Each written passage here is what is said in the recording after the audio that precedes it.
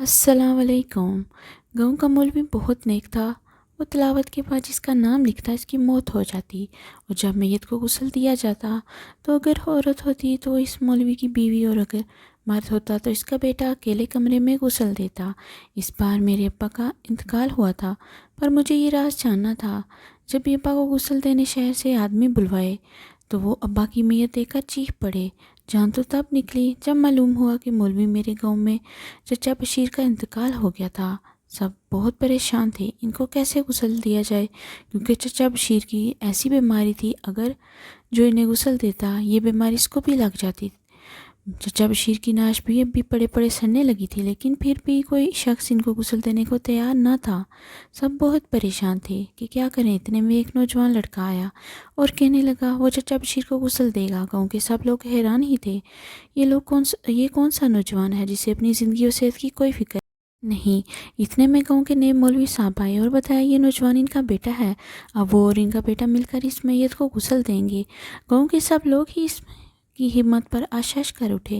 پھر ان لوگوں نے چچا بشیر کو غسل دے کر خود اپنے ہاتھوں سے دفنایا، اور پھر سارے لوگ مولوی صاحب اور ان کے بیٹے کے جیسے مرید ہو گئے۔ کچھ دنوں بعد ایک شخص کا نئے مولوی صاحب کے بیٹے سے کسی بات پر جھگڑا ہو گیا۔ بات ہاتھا پائی تک پہنچ گئی تھی۔ یہ بات جیسے جیسے لوگوں پر پہنچتی جاتی، لوگ اپنے اپنے گھروں سے نکل کر اس شخص کو مارنے کے لیے اٹھ کھڑے ہوتے، لیکن مولوی صاحب نے سب کو اس شخص کو مارنے سے منع کر دیا۔ انہوں نے سب کو کہا یہ ان کا اور ان کے بیٹے کا معاملہ ہے، بلا وجہ اس جھگڑے میں خود کو نہ پھنسائیں، وہ اپنا بدلہ خود لیں گے۔ پھر ایک دن بہت ہی عجیب بات ہوئی۔ مولوی صاحب نے تلاوت شروع کی، اس کے بعد ایک پرچے پر اس کا نام لکھ دیا جس سے ان کے بیٹے کا جھگڑا ہوا تھا۔ سب لوگ حیران پریشان تھے کہ مولوی صاحب پرچی پر نام لکھنے سے کیا ہوگا۔ اگلے دن سب یہ دیکھ کر مزید حیران ہوئے کہ جس شخص کا مولوی صاحب کے بیٹے سے جھگڑا ہوا تھا اس کو کسی زہریلے جانور نے کاٹ لیا تھا اور وہ مر گیا تھا۔ مولوی صاحب کے بیٹے نے کہا وہ اس شخص کو خود غسل دے گا اور اس شخص کو خود اپنے ہاتھوں سے قبر میں اتارے گا۔ کچھ دنوں بعد مولوی صاحب کی بیگم کہیں جا رہی تھی کہ گاؤں کی ایک عورت نے انہیں کسی بات پر طنز مارا۔ انہوں نے اس کو وقت ایک لفظ نہیں کہا اور چپ چاپ وہاں سے چل دیں۔ گھر جا کر انہوں نے مولوی صاحب سے شکایت کی تو مولوی صاحب نے انہیں تسلی دی اور سمجھایا کہ اور صبر کریں، لیکن اگلے دن سب نے دیکھا اسی عورت کی لاش نہر کے کنارے پڑی ہے۔ اس بار مولوی صاحب کی بیگم نے اس لاش کو اکیلے کمرے میں غسل دیا۔ اب تو سارے گاؤں میں یہ بات مشہور ہو گئی تھی کہ مولوی صاحب جس شخص کا نام بھی پرچی پر لکھ کر دیں اس کی موت ہو جاتی ہے، اور پھر اگر وہ موت کسی مرد یا بچے کی ہے تو ان کا بیٹا اس میت کو غسل دیتا، اور اگر کسی عورت کی ہے تو ان کی بیوی غسل دیتی۔ اب لوگ مولوی صاحب سے بہت ڈرنے لگے تھے۔ میرے والد صاحب بھی ایک عرصہ دراز سے بیمار تھے۔ وہ اپنی بیماری سے بہت تنگ آ چکے تھے۔ ایک دن مجھ سے کہنے لگے میں مولوی صاحب سے کہوں کہ ان کا نام بھی پرچی پر لکھ دیں تاکہ انہیں اس بیماری سے چھٹکارا مل جائے۔ میں انہیں علاج کے لیے شہر لے کر چلا گیا تھا۔ میں نے والد صاحب کو سمجھایا جس کی موت جب آنی ہوتی ہے تب بھی آتی ہے، وہ اس سے پہلے کسی کو موت نہیں آ سکتی، لیکن مجھے اس راز کو جاننے کا تجسس ہوا تھا کہ آخر کیسے کسی کی موت ہو جاتی تھی، اور پھر مولوی صاحب کا بیٹا یا بیوی ہی کیوں اس میت کو غسل دیتے تھے۔ کچھ دنوں بعد میرے والد صاحب اپنی بیماری سے لڑتے ہوئے جان بحق نہ ہو سکے اور اپنے حالی کے حقیقی سے جا ملے۔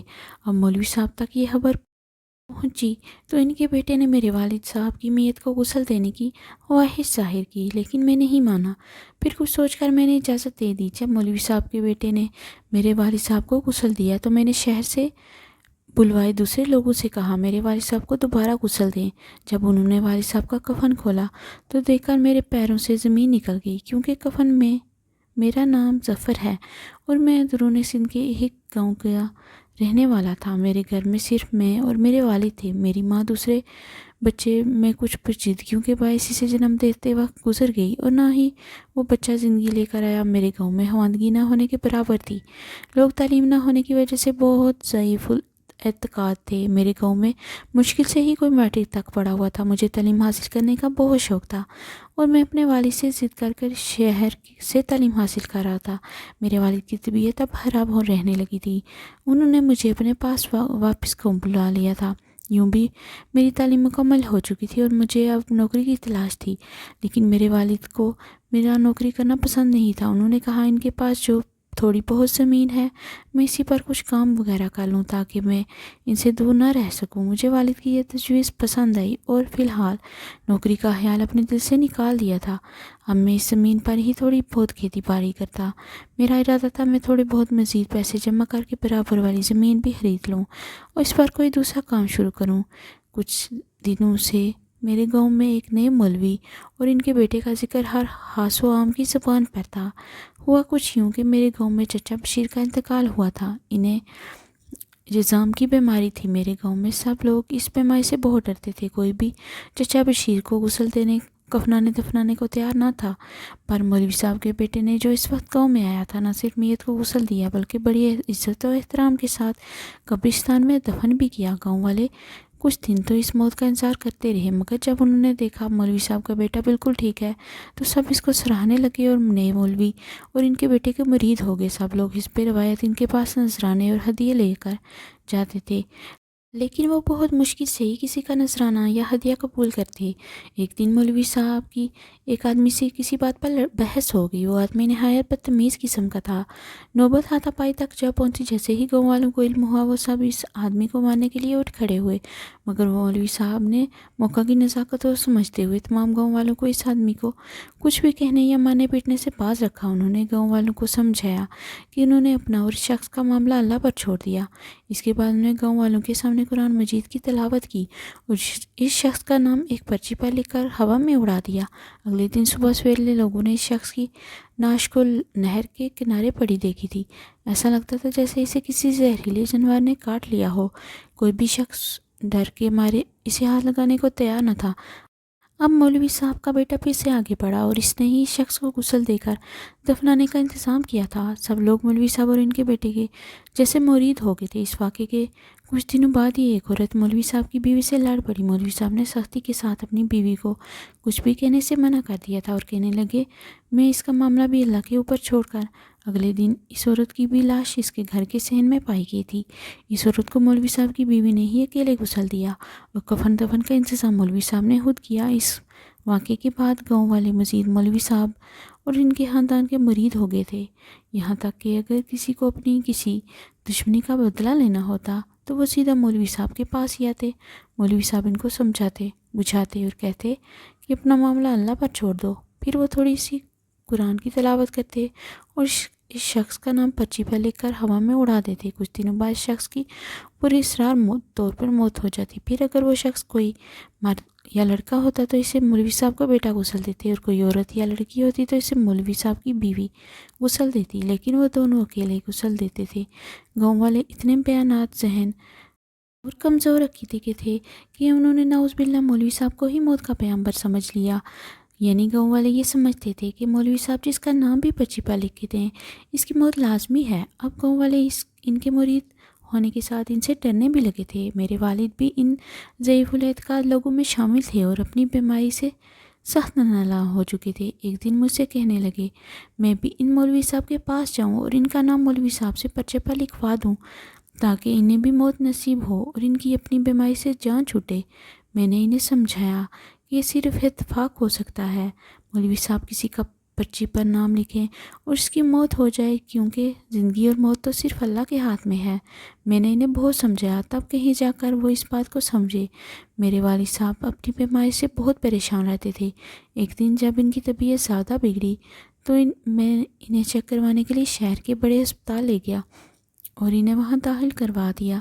میں نے بہت کوشش کی کہ میرے والد صاحب صحت یاب ہو جائیں، لیکن وہ اپنی بیماری سے کی تاب نہ لاتے ہوئے اپنے حال کے حقیقی سے جا ملے۔ میں ان کی آخری خواہش پر انہیں گاؤں میں سپرد حق کرنے لے آیا تھا۔ گاؤں والے سب اصرار کرنے لگے کہ میرے والد کو غسل مولوی صاحب کا بیٹا ہی دے گا۔ مجھے حیرت ہوئی تھی کہ آخر ایسا بھی کیا شوق ہے جو وہ ہر کسی کو غسل دینے کے لیے ہمہ وقت تیار رہتا ہے۔ پہلے تو میں نے انکار کیا، پھر گاؤں کے سب لوگ ہی مجھے عجیب و غریب سی نظروں سے دیکھنے لگے تھے، جیسے شاید میں کوئی پاگل ہوں جو مولوی صاحب کے بیٹے کو غسل دینے سے انکار کر رہا تھا۔ میں نے گاؤں والوں کو سمجھایا کہ میرے والد کا انکار شہر کے اسپتال میں ہوا تھا تو وہیں انہیں غسل دے کر کفنایا دفنایا گیا تھا۔ میں نے ان کو شہر کے ہی کسی قبرستان میں دفنا تھا، پر ان کی آخری خواہش پر میں انہیں گاؤں لے کر قبرستان میں سپرد حق کرنے چلا آیا تھا اور ساتھ ہی یہ بھی جاننا چاہتا تھا کہ آخر صرف مولوی کی بیوی اور بیٹا ہی کیوں غسل دیتے ہیں۔ میرے نہ چاہتے ہوئے بھی لوگوں نے مجبور کیا کہ مولوی کا بیٹا ہی میرے والد کو غسل دے گا۔ میں نے بھی کچھ سوچ و بچار کے بعد مولوی کے بیٹے کو غسل کی اجازت دے دی، لیکن میں نے کسی کو بتائے بغیر ہی شہر سے لوگ بلوا لیے تھے جو میرے والد کو غسل دیتے اور دوبارہ سے دفناتے۔ حسب معمول مولوی کے بیٹے نے میرے والد کو اکیلے غسل دیا اور اسے دفنانے کے لیے زور دینے لگا۔ میں نے کہا آپ نے انہیں غسل دے دیا ہے، مگر میں اب مطمئن نہیں ہوں، اس لیے انہیں دوبارہ سے غسل دوں گا تاکہ مجھے تسلی رہے۔ یہ بات سن کر مولوی کے بیٹے کا رنگ بدل گیا، وہ وہاں سے اہم بن شیں کر کے فرار ہو گیا۔ میں نے شہر سے کچھ لوگ بلوائے تھے، جیسے ہی وہ لوگ آئے میں نے والد صاحب کا کفن کھولا تو دیکھ کر میرے پاؤں کے نیچے سے زمین نکل گئی، کیونکہ میرے والد صاحب کی لاش بہت بری طرح سے بے حرمتی کی گئی تھی۔ ان کی لاش کو جگہ جگہ سے کاٹا پیٹا گیا تھا۔ یہ دیکھ کر مجھے بہت غصہ آیا، میں نے فوراً پولیس میں رپورٹ کروائی، پھر اپنے والد کو دوبارہ سے غسل دے کر اسے تکریم کے ساتھ دفن کیا۔ لیکن مولوی صاحب تب تک اپنے بیوی بیٹے کو لے کر فرار ہو چکے تھے۔ گاؤں والے تو اس بات کو سمجھنے کے لیے تیار ہی نہ تھے کہ مولوی صاحب کا بیٹا کچھ غلط کر سکتا ہے، لیکن مجھے چین نہیں ملا تھا، لہٰذا پولیس کے ساتھ مل کر میں نے تفتیش شروع کی، اور تفتیش میں گاؤں والوں پر یہ انکشاف ہوا کہ وہ مولوی کے روپ میں ایک بہت بڑا گنڈا تھا جو پہلے کئی دفعہ بھی جیل کی ہوا کھا چکا تھا، لیکن اب یہ گنڈا گردی چھوڑ کر اپنی بیوی اور بیٹے کے ساتھ مل کر لوگوں کے عذاب بیچنے کا دھندا شروع کر دیا تھا۔ شروع میں تو وہ خود بھی ان کاموں میں ملوث رہا تھا، مگر جب پولیس اس کے پیچھے ہاتھ دھو کر پڑ گئی تو اس نے اپنا طریقہ واردات تبدیل کر لیا تھا۔ اب وہ گاؤں پھرتا اور سادہ لوگوں کو بیوقوف بناتا تھا۔ پولیس نے اس کی تلاش میں جگہ جگہ چھاپے مارنا شروع کر دیے تھے، لیکن وہ گدھے سے سینگ کی طرح غائب ہو گیا تھا۔ پولیس بھی شاید مستقل ناکامی کا منہ دیکھتے ہوئے سست پڑتی جا رہی تھی۔ میں بھی اپنے کاموں میں الجھتا جا رہا تھا، لیکن میں اپنے والد کی بے حرمتی نہیں بھولا تھا۔ اپنے والد کے انتقال کے کچھ مہینوں بعد میں نے شادی کر لی تھی۔ میں اپنی بیوی کے ساتھ بہت خوش تھا۔ دن ہفتوں میں اور ہفتے سالوں میں بدل گئے۔ ویسے تو ہم دونوں میاں بیوی بہت خوش تھے، لیکن ہمیں اولاد کی خوشی نصیب نہیں تھی۔ میں نے اپنا اور اپنی بیوی کا ہر ممکن علاج کروایا، لیکن سبھی ڈاکٹروں اور حکیموں نے یہ کہہ کر مجھے مطمئن کر دیا کہ اللہ کے گھر سے ہی دیر ہے۔ مجھے یہ بات سمجھ آ گئی تھی، لیکن میری بیوی بہت اداس رہنے لگی تھی۔ دوسرے گاؤں کی عورتیں بھی اسے بہت باتیں سناتی تھیں کہ وہ ابھی تک مجھے اولاد کا سکھ نہیں دے سکی۔ یہ ساری باتیں آہستہ آہستہ اسے ڈپریشن میں دھکیل رہی تھی، اور وہ اپنے آپ کو اولاد نہ ہونے کا ذمہ دار سمجھنے لگی تھی۔ میں اسے بہت سمجھاتا تھا کہ اللہ نے جب اولاد دینی ہوگی وہ دے دے گا، لیکن وہ بہت مایوس ہوتی جا رہی تھی۔ پھر سے گاؤں کے کسی عورت نے دوسرے کسی گاؤں میں ایک پہنچے ہوئے پیر کا بتایا تھا۔ وہ مجھ سے بزید ہو گئی تھی کہ اسے اس پیر کے پاس جانا ہے۔ میں پیروں فقیروں سے بہت دور بھاگتا تھا، لیکن میری بیوی بازید تھی۔ مجھے آج بھی ان مولوی صاحب کا قصہ یاد تھا۔ میں نے اپنی بیوی کو بہت سمجھایا، مگر وہ کچھ سمجھنے کو تیار نہ تھی۔ میں نے اس کی خوشی کے لیے دل پر پتھر رکھ کر اسے ان پیر صاحب کے پاس جانے کی اجازت دے دی تھی۔ اگلے دن وہ خوشی خوشی اس عورت کے ساتھ جانے کے لیے تیار ہو گئی تھی۔ اس نے مجھ سے اپنے ساتھ چلنے کو کہا، لیکن میں نے اس سے انکار کر دیا۔ لیکن پتہ نہیں کیوں میرا دل مجھے کچھ انہونی ہونے کا اشارہ دے رہا تھا۔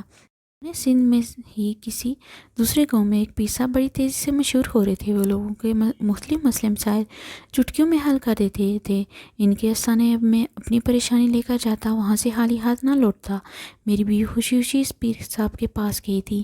میں بھی اس کے پیچھے پیچھے چل دیا تھا، لیکن اسے معلوم نہیں تھا میں بھی اس کے پیچھے آ رہا تھا۔ جب وہ آستانے پر پہنچی تو دن سر پر آ چکا تھا۔ بہت لمبے انتظار کے بعد جب وہ پیر صاحب کے پاس پہنچی تو اس نے میری بیوی کو کچھ بھی بتائے بغیر اسے کہا اس کی اولاد ہو جائے گی، لیکن اس کے لیے ایک خاص عمل کرنا پڑے گا۔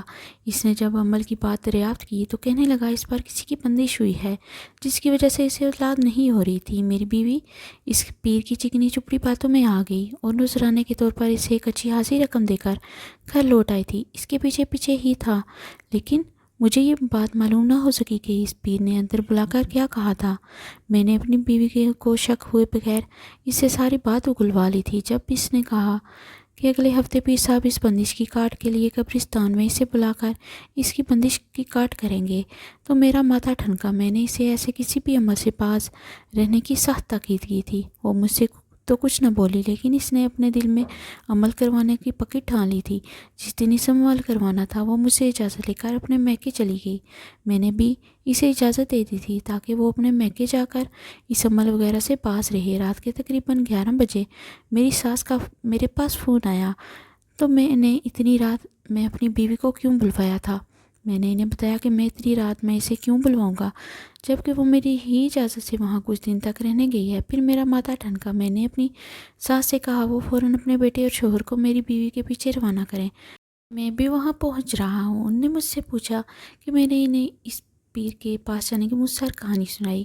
ان سے کہا وہ فوراً وہاں سے اپنے شوہر اور بیٹے کو اس کے پیچھے بھیجے۔ میں نے اپنے ہوش و حواس کام رکھتے ہوئے پولیس سے رابطہ کیا اور انہیں ساتھ لے کر اس کے قبرستان پہنچا۔ جب وہاں پہنچا تو دیکھا وہ پیر میری بیوی کے ساتھ اس کے اکیلے ہونے کا فائدہ اٹھا کر اس کے ساتھ دست درازی کر رہا تھا اور اس کے باقی ساتھیوں نے میرے سسر اور سالے کو قید رکھا تھا۔ پولیس کے بر وقت پہنچنے پر اسے فی الفور گرفتار کر لیا گیا۔ جب میں بیوی کے کو گھر چھوڑ کر ضروری کارروائی کے لیے پولیس اسٹیشن پہنچا تو وہ پیر مجھے کچھ جانا پہچانا لگا۔ جب پولیس والے اسے اس کے اصل روپ میں لے کر آئے تو میں نے اسے پہچان گیا تھا۔ یہ تو اسی مولوی کا بیٹا تھا جو بہت پہلے ہمارے گاؤں میں آ کر رہا تھا اور ہمارے گاؤں کے بہت سے لوگوں کی نعشوں کے ساتھ بے حرمتی کی تھی۔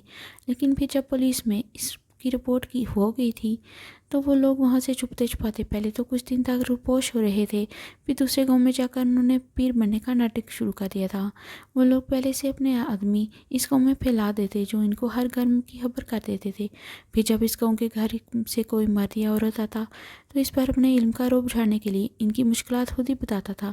اس طرح وہ سادہ لوگ ان کی باتوں کے جھانسے میں آ جاتے اور اپنا دھن دولت ان پر نچھاور کر دیتے۔ اس پیچھے اگر کوئی لڑکی یا عورت اس پیر کو پسند آ جاتی تو وہ اسے کسی خاص عمل کے لیے اکیلے بلا کر اس کے ساتھ دست درازی کرتا اور عورتیں یا لڑکیاں اتنا سہم جاتی کہ اس کی شکایت آگے نہیں کرتی تھی۔ اس نے پولیس والوں کو اس کے اپنے گاؤں میں بھی نعشوں کی بے حرمتی کرنے کے ثبوت مہیا کر دیے تھے۔ پولیس نے اس کی نشاندہی پر اس کے باپ اور ماں کو بھی گرفتار کر لیا تھا۔ دوران تفتیش انہوں نے بتایا کہ جس آدمی سے ان کا میرے گاؤں میں جھگڑا ہوا تھا وہ ان لوگوں کی اصلیت جان گیا تھا، اس لیے ان لوگوں نے اسے زہر دے کر اسے مار دیا تھا۔ لیکن زہر دینے کی وجہ سے اس آدمی کے اعصاب بیکار ہو گئے تھے۔ اس وجہ سے ان لوگوں نے میرے گاؤں والوں پر اچھا اثر ڈالنے کے لیے اسے خود غسل دے کر دفنایا تھا۔ وہ جس ہسپتال کو عذاب پیشہ کرتے تھے وہاں سے ان لوگوں کو ایسے انجیکشن دیے گئے تھے جو اگر کسی کو لگتے تو طبی موت لگتی تھی۔ ان کی نشاندہی پر اس ہسپتال پر بھی چھاپہ مار کر اسے سیل کر دیا گیا تھا۔ عدالت میں پولیس نے ان بہروپیوں اور ڈاکوؤں کے خلاف پکے ثبوت دیے تھے جس کی بنا پر عدالت نے انہیں سزائے موت سنائی تھی۔ میری بیوی مجھ سے بہت شرمندہ تھی کہ میرے بہت سمجھانے پر بھی اس نے میری بات نہیں مانی اور وہ اس پیر کے چکر میں پڑ گئی۔ اور نہ صرف اس پیر کے چکر میں اس نے اپنے پیسے برباد کیے بلکہ اپنی عزت بھی گوا دیتی اگر میں بر وقت پہنچ کر اسے نہیں بچاتا۔ میری ساس سسر نے بھی اسے بہت ڈانٹا اور اسے سمجھایا تھا کہ جب تمام ڈاکٹروں اور حکیموں کے مطابق ہمارے یہاں اولاد نہ ہونے کی وجہ صرف اللہ کی طرف سے دیر ہے تو وہ سمجھ گئی تھی۔ آج میری شادی کو 10 سال ہو چکے ہیں اور میں اپنی بیوی اور بیٹے کے ساتھ خوشحال اور پرسکون زندگی گزار رہا ہوں۔ میں نے گاؤں کے زمین بیچ دی اور اپنے بیٹے کے اچھے مستقبل کے لیے شہر میں شفٹ ہو گیا ہوں کیونکہ میں اپنے بیٹے کو ایک اچھا ماحول دینا چاہتا ہوں۔ میں نہیں چاہتا کہ گاؤں میں رہ کر میرے بیٹے پر بھی برا اثر پڑے۔ کبھی کبھی میں سوچتا ہوں آج کل کے دور میں جب سائنس نے اتنی ترقی کر لی ہے میرے گاؤں کے لوگ آج بھی پیروں فقیروں کے چکر میں پڑ کے اپنی زندگی برباد کرنے پر تلے ہوئے تھے اور خود کو بدلنا نہیں چاہتے تھے۔ اتنے بڑے واقعات نے بھی ان کی زندگیوں پر کوئی اچھا اثر نہیں ڈالا تھا۔ اب گاؤں کے بہت سے لوگوں نے تعلیم حاصل کرنا شروع کر دی لیکن پھر بھی لوگ اپنی بد اعتقادی کو چھوڑنے پر تیار نہ تھے۔ تعلیم نے بھی ان کے ذہنوں پر کوئی اچھا اثر نہ ڈالا تھا۔ بس یہی سب سوچ کر میں نے گاؤں چھوڑ کر شہر شفٹ ہونے کا فیصلہ کر لیا تھا۔ آج جب میرا بیٹا اپنی تعلیم مکمل کر کے پولیس کی اچھی پوسٹ پر فائز ہے تو آج میں اپنے فیصلے پر مطمئن ہوں۔ دوستو اگر آپ کو میری ویڈیو پسند آئی ہے تو ویڈیو کو لائک کرتے ہیں، چینل کو سبسکرائب کرتے ہیں اور بیل کا نوٹیفیکیشن دبانا مت بھولیے گا۔ اپنا بہت سارا خیال رکھیے گا۔ ملتے ہیں ایک نئی کہانی کے ساتھ۔ اللہ حافظ۔